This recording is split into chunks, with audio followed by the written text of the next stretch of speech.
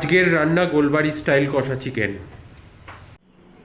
Hello বন্ধুরা, কলকাতার শ্যামবাজার পাঁচমাথার মোড়ের ওখানে গেলে অনেকগুলো দোকান আছে যেগুলোতে মানে আমি খেয়ে বেড়াতাম। প্রচুর নস্টালজিয়া আছে।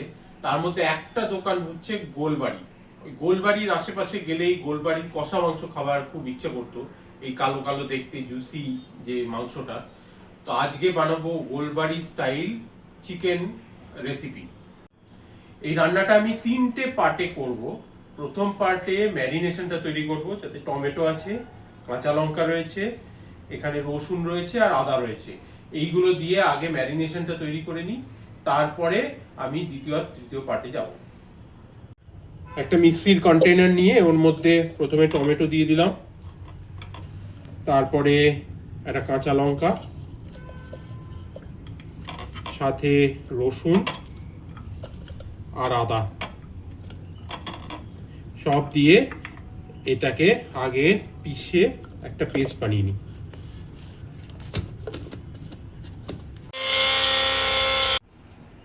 ম্যারিনেশনের জন্য আগে একটু নুন দিয়ে দিলাম, তারপরে একটুখানি হলুদ দিয়ে দিচ্ছি। এবার যে পেস্টটা বানিয়েছিলাম সেই পেস্টটা দিয়ে দিচ্ছি। তার সাথে দেব ধনে গুঁড়ো আর জিরে গুঁড়ো,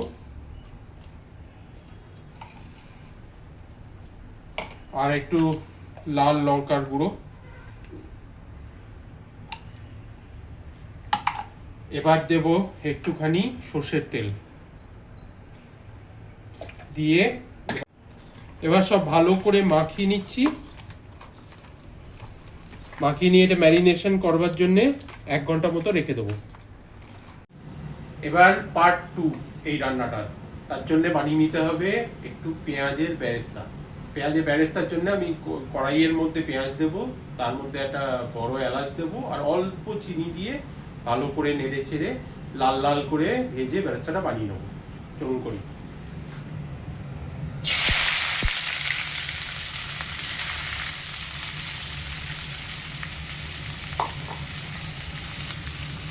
এর মধ্যে একটা এলাচ দিয়ে দিচ্ছি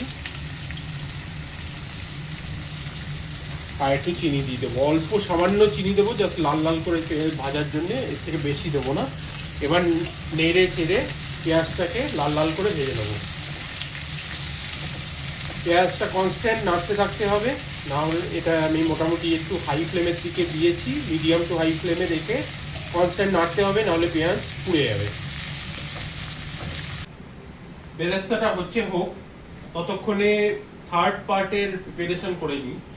একটা ইয়েতে বাসনের মধ্যে যে জল নিয়ে নিয়েছি, যার মধ্যে আমি দিয়ে দেব একটুখানি চা পাতা।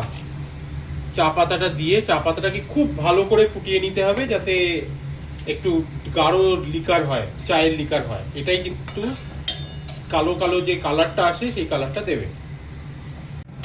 বেরেস্তাটা দারুণ সুন্দর একদম গোল্ডেন করে ভাজা হয়ে গেছে। এবার এর মধ্যে মাংসটাকে দিয়ে দেবো।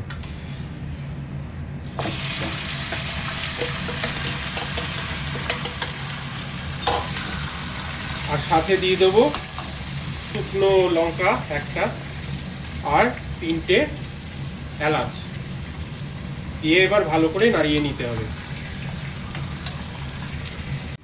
বেশ কিছুক্ষণ ধরে মিডিয়াম আঁচে ঢেকে ঢেকে ঢেকে ঢেকে এটাকে কষাচ্ছিলাম মাংসটা। এবার এর মধ্যে দিয়ে দেবো একটু ছাতু। ছাতু দিয়ে দিলে একটু মাখা মাখা মতো ব্যাপার হবে। দিয়ে এবার নাড়িয়ে চাড়িয়ে নিই।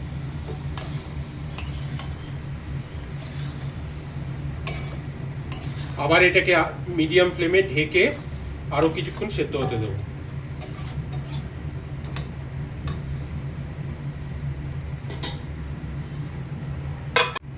কিছুটা সেদ্ধ হয়ে গেছে। এবার এটার মধ্যে আমি দিয়ে দেবো যে চায়ের লিকারটা বানিয়েছিলাম, সেই চায়ের লিকারটা।